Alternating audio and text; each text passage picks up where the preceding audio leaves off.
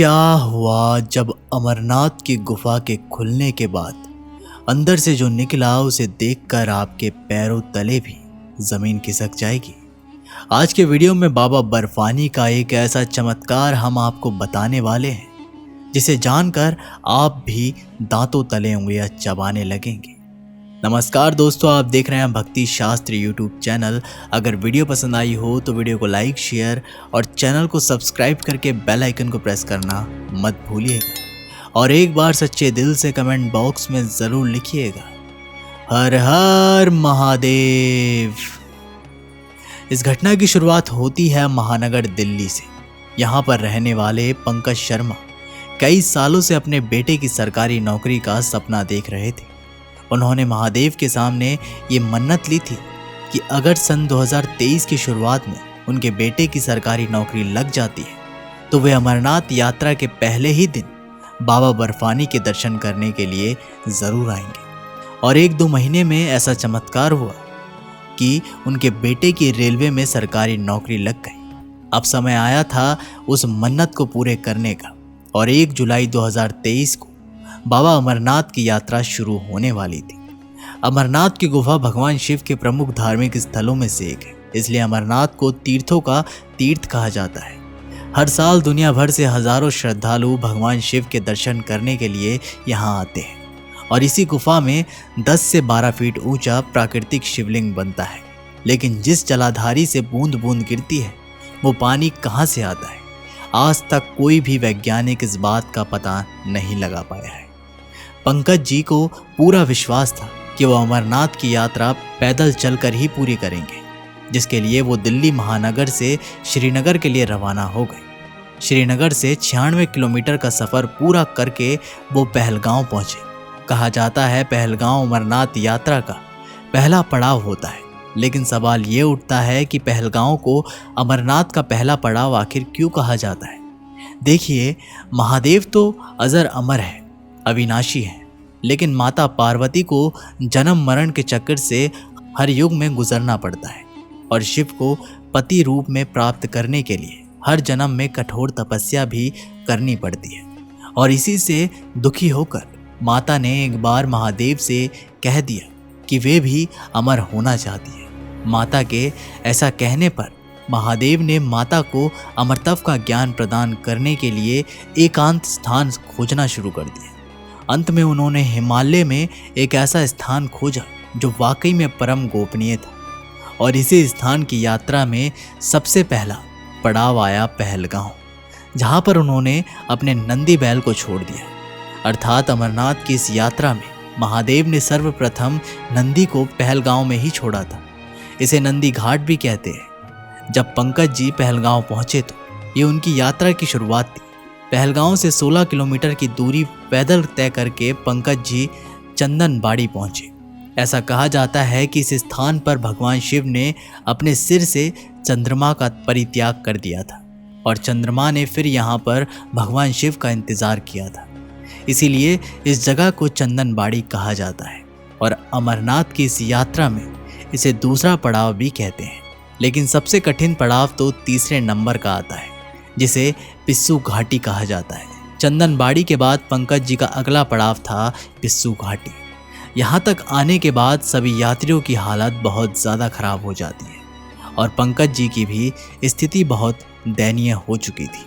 उन्होंने अभी तक केवल 20 से 25 किलोमीटर का सफ़र ही तय किया था।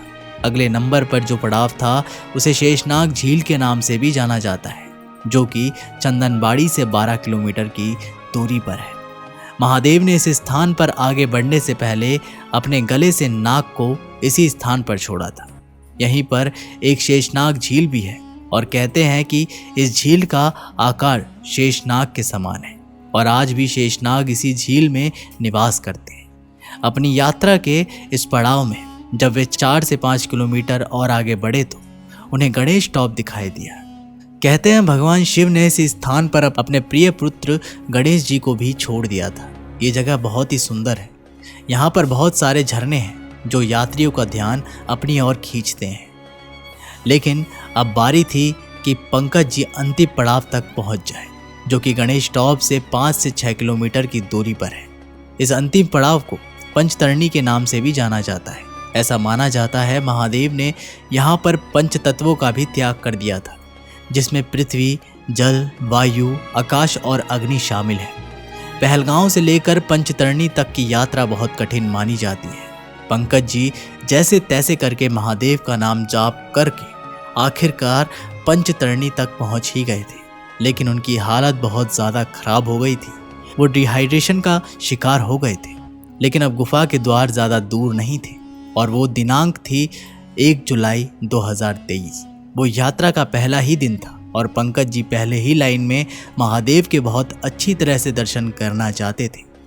वह सुबह सबसे पहले गुफा के द्वार पर पहुंच गए और जैसे ही गुफा के द्वार खोले गए और जब वे गुफा के अंदर पहुंचे तो वहां का नज़ारा बहुत चौंकाने वाला था। उन्होंने विशालकाय बाबा बर्फानी की 12 फीट ऊंची शिवलिंग के दर्शन किए।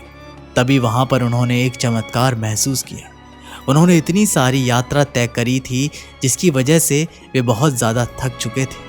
उनकी तबीयत बहुत खराब हो चुकी थी, लेकिन गुफा के अंदर प्रवेश करते ही, बाबा बर्फानी के दर्शन करते ही वे एकदम से तरोताज़ा महसूस करने लगे थे। तभी पंकज जी ने विशालकाय शिवलिंग के पास ही एक कबूतर का जोड़ा देखा, जो पल भर में ही अपने लीला रचकर वहां से ओझल हो गए।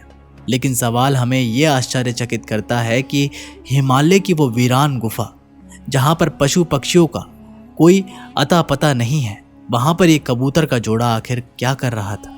जब भगवान शिव ने माता पार्वती को कथा सुनाने के लिए अमरनाथ की गुफा में प्रवेश किया था, तो कालाग्नि को आदेश दिया था कि गुफा में जो भी जीव है उसे भस्म कर दो, और कालाग्नि ने ऐसा ही किया और सभी जीवों को भस्म कर दिया। लेकिन उस गुफा में कबूतर के 2 अंडे रह गए, क्योंकि अंडों को जीवधारी नहीं माना जाता, इसलिए वो भस्म होने से बच गए। और जब भगवान शिव ने माता पार्वती को अमर कथा सुनाना प्रारंभ किया तो इन अंडों में से कबूतर निकल गए और वे भी कथा को सुनने लगे। इस प्रकार इन कबूतरों ने साक्षात भगवान शिव और माता पार्वती के दर्शन किए और उस अमर कथा को सुनकर दोनों कबूतर सर्वदा के लिए अमर हो गए। और अमरनाथ की गुफा खुलते ही पंकज जी को भी इन्हीं कबूतरों के दर्शन हो गए थे। ऐसा कहा जाता है कि अगर आप अमरनाथ के दर्शन करने जाते हैं और आपको इन कबूतरों के दर्शन हो जाते हैं तो सचमुच में ये बहुत ही सौभाग्य का विषय होता है। ऐसा कहते हैं आज भी अमरनाथ में स्वयं महादेव और माता पार्वती उन कबूतरों के जोड़े के रूप में वहाँ पर विराजमान रहते हैं और बहुत नसीब वाले लोगों को ही दर्शन देते हैं। अमरनाथ के शिवलिंग की ऊंचाई चंद्रमा के घटने बढ़ने के साथ साथ घटती बढ़ती रहती है। आपको भी ये बात जानकर बहुत हैरानी होगी, पूर्णिमा के दिन शिवलिंग अपने पूरे आकार में होती है, जबकि अमावस्या के दिन शिवलिंग का आकार छोटा हो जाता है। यहाँ लगातार शिवलिंग पर बर्फ की बूंदें टपकती रहती हैं और इन्हीं बूंदों के कारण लगभग 10 से 12 फीट ऊंचे शिवलिंग का निर्माण होता है।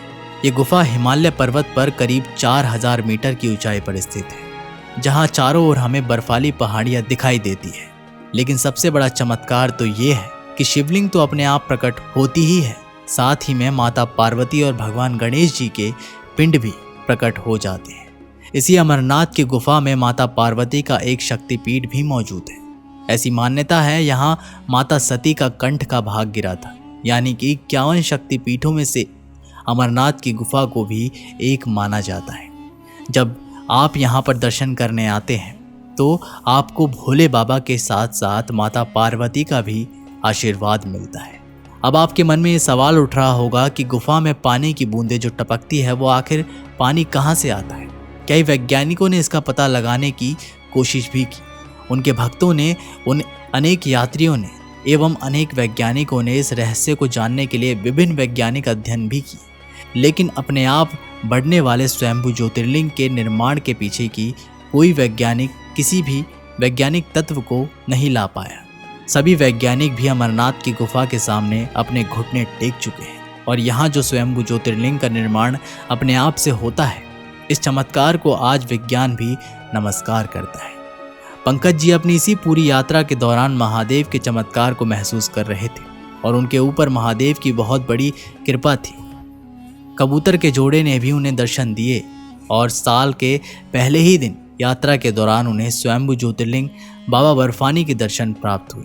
और इस दर्शन को सामान्य दर्शन के लाख गुना ज़्यादा फल देने वाला बताया गया है। अपने इस मन्नत को पूरी करने के बाद वह पुनः दिल्ली शहर आ गए और अपने साथ हुई समस्त घटनाओं के बारे में अपने परिजनों के साथ उन्होंने विस्तार से जिक्र किया। इस घटना को लेकर आप क्या विचार रखते हैं दोस्तों, हमें नीचे कमेंट बॉक्स में ज़रूर बताइएगा। मिलते हैं आप लोगों से एक नई वीडियो के साथ, तब तक के लिए अपना ख्याल रखिएगा। बहुत बहुत धन्यवाद।